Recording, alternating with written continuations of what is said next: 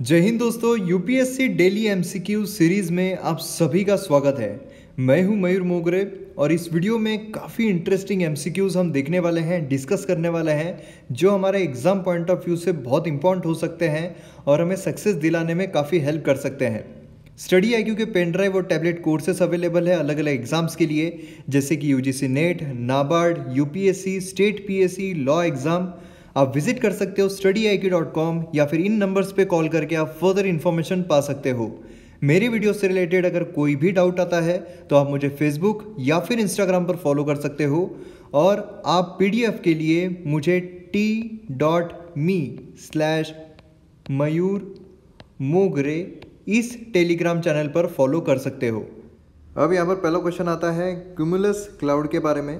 तो ये एक कॉटन वूल की तरह दिखाई देते हैं, उनका फ्लैट बेस होता है और पैचेस में एग्जिट होते हैं, और ये जो है ये स्कैटर्ड तरीके से स्काई में जैसे स्कैटर्ड तरीके से हैं उस तरीके से दिखाई देते हैं, और ये हमेशा वाइट कलर में होते हैं। तो यहाँ पर पहला जो है ये बिल्कुल सही है।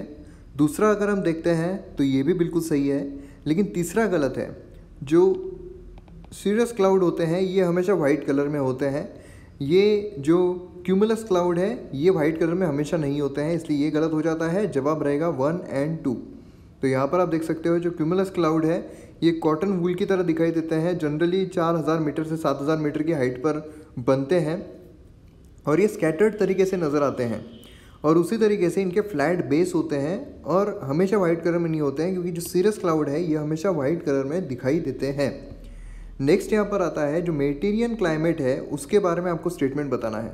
अब देखिए अलग अलग तरह के क्लाइमेट होते हैं ना, ट्रॉपिकल क्लाइमेट होता है, सब ट्रॉपिकल क्लाइमेट होता है, मेडिटेरियन क्लाइमेट होता है। तो मेडिटेरियन क्लाइमेट इसके कुछ स्टेटमेंट्स दिए गए हैं कि प्रेजेंट होते हैं सारे ही कॉन्टिनेंट एक्सेप्ट अंटार्कटिका। मतलब सभी जो कॉन्टिनेंट्स है, कितने कॉन्टिनेंट्स हैं हमारे कमेंट सेक्शन में आप सबके नाम बता सकते हो तो बहुत अच्छा होगा। तो जितने भी कॉन्टिनेंट्स है सब कॉन्टिनेंट्स में ये मेडिटेरियन क्लाइमेट जो है ये पाया जाता है, लेकिन अंटार्कटिका जो रीजन है वहाँ पर नहीं पाया जाता है। दूसरा आता है कि जो वेस्टर्ली विंड्स है और साइक्लोनिक स्टॉर्म्स है ये विंटर में डोमिनेट करते हैं। अब अगर आप देखोगे तो हमारे यहाँ पर जो हिमालय है ना, ऊपर जो हिमालय है वहाँ पर हमें इस साइड में मतलब दिल्ली तक भी वेस्टर्ली जो है वो दिखाई देती है, वेस्टर्न विंड जो आती है वो दिखाई देती है। अब ये कहाँ से आती है तो मेडिटेरियन तक जाकर वो इस तरीके से घूम कर आती है, तो उसे वेस्टर्ली कहते हैं। तो यहाँ पर ये जो है ये डोमिनेट करती है विंटर में, और ये लोकेटेड है वेस्टर्न मार्जिन में कॉन्टिनेंट्स के, मतलब 40 to 60 डिग्री लैटिट्यूड पर। लैटिट्यूड ये इक्वेटर है ना, ऊपर ट्रॉपिक ऑफ कैंसर, कैप्रिकॉन। तो इस तरीके से यहाँ पर ये जो 40 to 60 है उसके बीच में हमें दिखाई देता है। लास्ट आता है कि रेनफॉल जो है कॉन्सेंट्रेट होता है विंटर सीजन में। तो यहाँ पर ये जो है ये बिल्कुल सही है। दूसरा अगर हम देखते हैं तो ये भी बिल्कुल सही है, और अगर हम तीसरा देखते हैं तो ये गलत हो जाता है। फोर्थ देखते हैं तो ये भी बिल्कुल सही है, क्योंकि विंटर में वहाँ पर बरसात होती है। तो 1 to 4 जो है इसका सही जवाब रहेगा। यहाँ पर अगर आप देखोगे तो मेडिटेरियन क्लाइमेट जो है लोकेटेड है मेडिटेरियन सी, मतलब यूरोप आता है, एशिया भी आता है, अफ्रीका भी आता है। उसी तरीके से जो बाकी के जगह हैं वो भी इसमें इंक्लूड होते हैं, मतलब जो ऑस्ट्रेलिया के कॉर्नर्स है वो भी इंक्लूड होते हैं। लोकेशन जो है ये 35 डिग्री लैटिट्यूड वेस्टर्न साइड जो होती है कॉन्टिनेंट की वहाँ पर। और उसी तरीके से समर जो है ड्राई होते हैं, क्योंकि ड्राई स्टेबल तरीके का एटमॉस्फेयर देखने को मिलता है, और विंटर्स में यहाँ पर बरसात होती है। नेक्स्ट यहाँ पर आता है कि प्रोसेस ऑफ डिगैसिंग। तो ये क्या डिफाइन करती है। अब जो अर्थ का इंटीरियर होता है वहाँ से जो गैसेस बाहर निकलती है एटमॉस्फेयर में, उससे हम कहते हैं प्रोसेस ऑफ डिगैसिंग। तो इसीलिए ए जो है ये इसका सही जवाब रहेगा। तो यहाँ पर आप देख सकते हो कि प्रोसेस जिससे जो गैसेस है वो आउटपुट की जाती है, बाहर निकलती है अर्थ के इंटीरियर से, उसे हम डिगैसिंग कहते हैं। और कंटिन्यूस वॉल्केनिक इरप्शन जो है वो कंट्रीब्यूट करता है, वाटर वेपर गैसेस जो है वो एटमॉस्फेयर में निकलते हैं। क्योंकि जब भी वॉल्केनो आता है तो वॉल्केनो इस तरीके से जो डाइक है उससे बाहर निकल कर पूरे वाटर वेपर एशेज जो है बाहर निकलते हैं। तो आपको पता चल गया होगा डीगैसिंग क्या है, क्योंकि ये जो टर्म्स है न्यूज़ में चलती रहती है, क्योंकि अभी भी हमें वॉल्केनो देखने को मिला था, तो इसीलिए ये पूछी जा सकती है। नेक्स्ट यहाँ पर आता है जो एज है रॉक की ओशनिक क्रस्ट में वो ओल्डेस्ट होती है कहाँ पर। तो मिड ओशनिक रीज आपको पता होगा। मिड ओशनिक रीज क्या होता है, अब ये अगर ओशन का बेड है, ठीक है, अब यहाँ पर ये इसका बीच का भाग है, मतलब ओशन के सेंटर का पार्ट है, तो यहाँ से हमेशा वो निकलते हैं, मतलब जो लावा है बाहर निकलते रहता है, उसे मिड ओशनिक रीच कहते हैं। ये निकलते रहता है, बार बार निकलता है। तो अब क्या होगा, यहाँ पर जो ये रहेंगे रॉक्स रहेंगे, ये तो नए रहेंगे ना, क्योंकि नीचे से सीधे ऊपर आकर यहाँ पर वो बस रहा है, यहाँ पर आ रहा है। अब यहाँ से घसरते घसरते रॉक जो है कई सालों के बाद यहाँ तक चला गया। अब क्या हो रहा है, अब और यहाँ से निकल रहा है, तो ये और जो नया आ रहा है ये इसे और उधर ढकेल रहा है। तो ये जो रॉक यहाँ पर था, अब ये रॉक यहाँ पर चला गया है, फिर ये रॉक यहाँ पर चला गया, फिर ये रॉक यहाँ पर चला गया, ये रॉक यहाँ पर चला गया। तो इसीलिए मिड ओशनिक जो है यहाँ पर तो हमें यंग रॉक देखने को मिलते हैं। वही अगर हम ओशनिक ट्रेंच मतलब क्या होता है, नीचे जो इस तरीके से रहती है ओशनिक ट्रेंच कहते हैं। और रीज इसके बीच में अगर हम देखते हैं तो इसके बीच में कहाँ से आ गया, इसके बीच में थोड़ी आने वाला है। और प्रिडिक्ट तो ज़रूर कर सकेंगे। ओशनिक ट्रेन जो है ये इसका सही जवाब है। ओशनिक ट्रेन जो होती है वहाँ पर हमें जो ओशनिक कर्स्ट का ओल्डेस्ट रॉक है वो देखने को मिलता है। एज जो होती है रॉक, ट्रेंच हमें हमेशा यहाँ पर देखने को मिलती है। अब यहाँ पर क्यों देखने को मिलती है, क्योंकि यहाँ पर है ओशनिक प्लेट, यहाँ पर है कॉन्टिनेंटल प्लेट। और जब ओशनिक प्लेट यहाँ पर सबडक्ट हो जाएगी, सबडक्ट होगी मतलब नीचे जाएगी, इसीलिए हमेशा जो कॉर्नर है वहाँ पर ट्रेंच हमें देखने को मिलती है। और ये जो रॉक्स है, जैसे मैंने आपको बताया था, रॉक्स यहाँ से यहाँ तक आते हुए पूरे ओल्ड हो जाते हैं, इसलिए यहाँ पर हमें सबसे ओल्ड जो है वो नज़र आते हैं। नेक्स्ट यहाँ पर आता है ई कॉमर्स सेक्टर जो है, उसके रिगार्डिंग कुछ स्टेटमेंट दिए गए हैं। मार्केट प्लेस मॉडलीज, ये गुड्स जो बेचे जाते हैं पोर्टल पर वो होते हैं और ओन जो किए जाते हैं, फिर कंट्रोल किए जाते हैं ई कॉमर्स कंपनी के द्वारा, उसे मार्केट प्लेस मॉडलीज कहते हैं।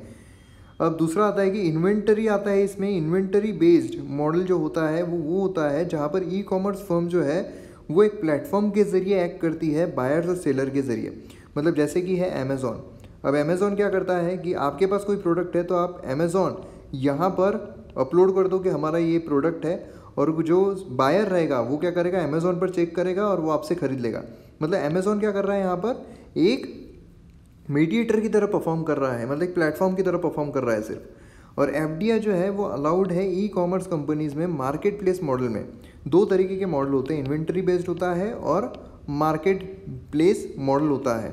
अब यहाँ पर अगर हम देखेंगे तो मार्केट प्लेस मॉडल जो होता है वो ये होता है जो अभी हमने देखा है कि एक पर्टिकुलर मतलब एक सिर्फ प्लेटफॉर्म के ज़रिए एक्ट करते हैं, तो ये मार्केट प्लेस मॉडल हो गए।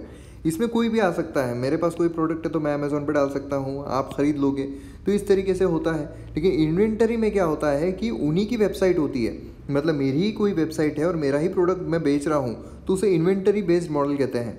जैसे कि अगर आप ज़ारा है, ज़ारा से कुछ खरीदना चाहते हो तो ज़ारा की वेबसाइट पे आपको जाना पड़ेगा, अमेज़ॉन से आप नहीं खरीद सकते हो।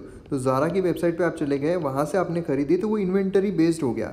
अब एफडीआई जो है वो अलाउड है ई कॉमर्स में मार्केट प्लेस, मतलब ये जो है इसमें अलाउड है। अब ये काफ़ी कंट्रोवर्सी चल रही थी, अगर आपको पता होगा जो ई कॉमर्स सेक्टर है उसमें काफ़ी कंट्रोवर्सी चल रही थी, क्योंकि अमेज़ॉन जैसे जो है वो अपने ही प्रोडक्ट अमेज़ॉन पर सस्ते दामों में बेच रहे थे, तो इसीलिए स्ट्रिक्ट रेगुलेशंस यहाँ पर लाए गए।